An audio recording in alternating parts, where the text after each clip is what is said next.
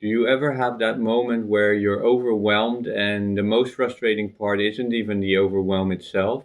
It's that your own resources suddenly feel out of reach. Like you know what would support you, you've done a lot of work already, you've invested in yourself, and still, when it really matters, something in you closes off. You're bracing, reacting, or pushing through, and then paying for it later. And then comes that painful question, why am I still struggling with this despite everything I've done? Sit with that for a moment, because if this has made you feel inconsistent, undisciplined, or like you just need to push harder, I want to offer you another perspective. Your knowledge is not the problem. The knowing is there, you just cannot reach it. You don't have access. When your nervous system gets overstimulated, you lose that access. And most of what's been taught works when you're already regulated, not when your system is under real pressure. By the end of this, you'll be able to notice what's happening in the moment without shame and have a quick way to help your system settle so you can reconnect with yourself before you spiral. If you're someone who's done a lot of work but still can't access it under pressure, this is relevant for you. It's not about gathering more concepts, it's about learning to access what you already know when you need it most. And one of the most reliable bridges back to that access, when it's done gently and correctly, is the breath. And if you're listening to this and you're thinking, this is exactly what happens to me, and I want support actually embodying this, I invite you to schedule a call with me. On that call, we'll have a look at what happens to your system under stress, how your nervous system tends to get overstimulated, and what kind of breath integration would actually support you. If it feels supportive, there's a link below to schedule a call. Alright, here's the key distinction that will make sense of all of this. Most people think that the problem starts with overwhelm, and then their logic is, okay, I'm overwhelmed, I need to calm down, and then I'll try to be present again. But for a lot of people, what's actually happening starts before you even call it overwhelm. Your system starts getting activated, your breathing gets a little more strained, or you start holding it without realizing. And this is important because when the breath gets restricted, it often becomes harder to stay connected. It gets harder to feel what you're feeling without getting flooded. It gets harder to access what you already know. So here's the essential part. When you notice that you're heading in that direction, the first step isn't to start breathing differently. A lot of people here use the breath and they immediately start managing it. They start directing it, trying to breathe deeper and slower. But when your system is already activated, that extra effort can add more tension. So the foundation is actually more simple, and honestly, it's more powerful.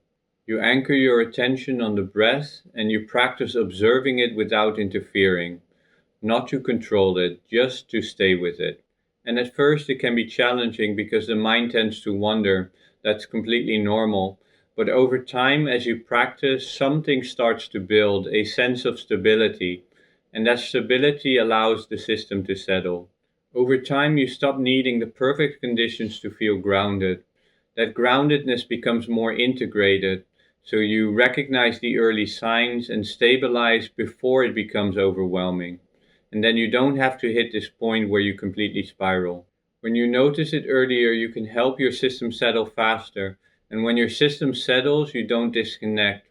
From there, you're more present, you respond instead of spiral, and over time, this starts to build real self-trust.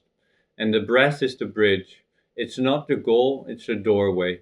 Most people only notice they were overwhelmed after the fact, after their nervous system is already in that heightened state for a while, after they've pushed through or they reacted in a way they didn't mean to, or ended up feeling scattered and disconnected. And what's tricky is that for a lot of people, that first signal isn't something very obvious.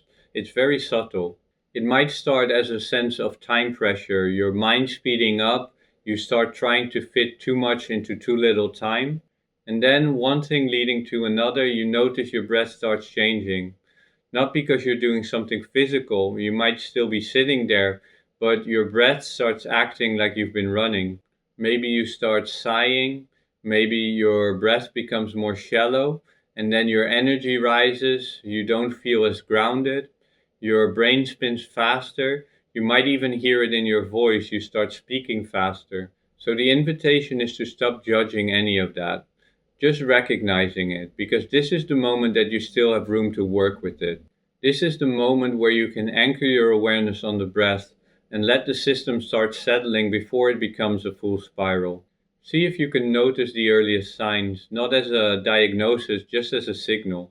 What's the earliest thing you notice when you start to lose your grounding? Is it the mental speed? Is it the breath becoming shallow? Is it the sighing? Is it the tightness? Or is it the faster speech? Because once you can recognize your signal, you can respond earlier. And the earlier you catch it, the more you can do with it. Because awareness is what gives you a choice. See, most people don't notice they're bracing until afterwards. They don't notice they're holding tension until it becomes pain. They don't notice they've been shallow breathing until they're already overwhelmed. So the first thing isn't even a technique, it's awareness, but not awareness as a mindset practice, awareness as a trained ability to notice what your body is already doing. And if you practice this consistently, even a few times per week, it starts to change your baseline.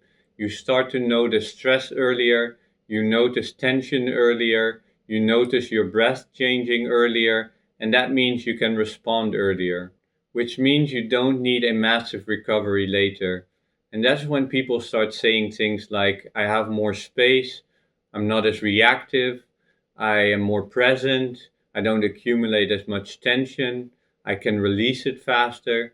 And that's the beginning of having more space for what you're feeling without getting flooded.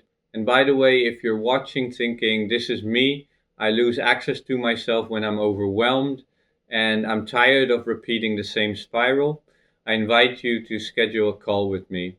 That's exactly what we'll explore. We'll have a look at what your system tends to do and what type of breath-based approach will ground and stabilize you. The link is below. Now let's talk about what to do in the moment. And I want to set the right expectations. This is not an energizing breathwork practice. This is not about trying to breathe harder. This is not about trying to go deeper with the breath in a way that creates strain. Because a lot of breathwork styles are stimulating to the nervous system, and there's nothing wrong with that, but if you're already caught in an overstimulated pattern, adding more stimulation can increase the imbalance. So the goal here is stability. We're looking for grounding. We want our system to settle. Think of it this way. Let me make my breathing more gentle and stable so that my system understands that it can settle. Here's a simple sequence you can do in a few minutes. If you try it, keep it gentle. So here's a gentle way to return. And it's going to sound almost too simple, because the first move isn't doing anything with the breath. It's noticing the moment when you start interfering. When people get overwhelmed, there's often this subtle thing that happens. You stop observing and you start managing. You start trying to calm yourself down. You start trying to breathe better. You start trying to change what you're feeling. And that effort, especially in the way you breathe, can be the exact thing that keeps your system activated. So here's the practice. For a moment, just allow the breath to be exactly the way it is. Don't correct it. Don't breathe deeper. Don't breathe slower. Don't direct it. Simply observe it. If it helps, use a few anchors. First, notice where you feel your breathing most easily. Maybe it's the nostrils, maybe it's the chest, maybe it's the abdomen. It doesn't matter. Pick what's most obvious for you. Second, notice the quality of your breathing. Is it tight? Is it fast? Is it shallow? Is it smooth? And again, no judgment. It's just information. Then notice the moment the mind tries to interfere, the moment it says change it. And when you catch that impulse, see if you can choose one simple thing instead. Let it be. Because that choice, I'm not going to force this right now, creates space. And that space is often the first sign that your system is starting to settle. Not because you controlled your breathing, but because you stopped adding effort on top of a nervous system that's already in fight or flight. And a really important note here, for some people, even focusing on the breath in the beginning can feel quite intense.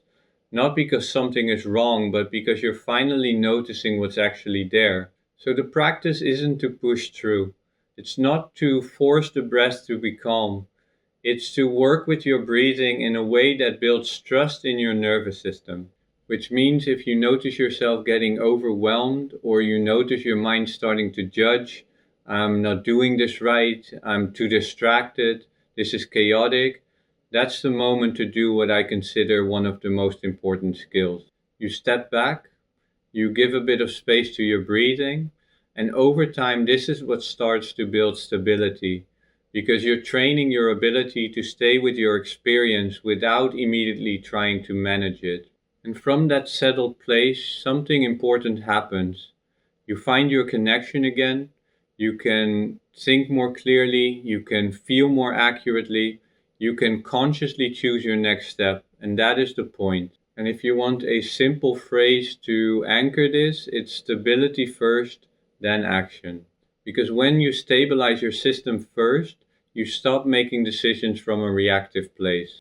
Now, one of my students told me, I've heard a lot of this before, so it wasn't like it was completely new information, but the way it was taught made it click in my body. It became usable, and that's exactly what it's about. When you're overwhelmed, you don't need a concept, you need something that you can actually access. And observing your breath without interfering is one of those foundational skills that becomes accessible outside of ideal conditions. Now, if you want support on your journey so that it's not just something you understand, but something you actually embody, I invite you to schedule a call with me.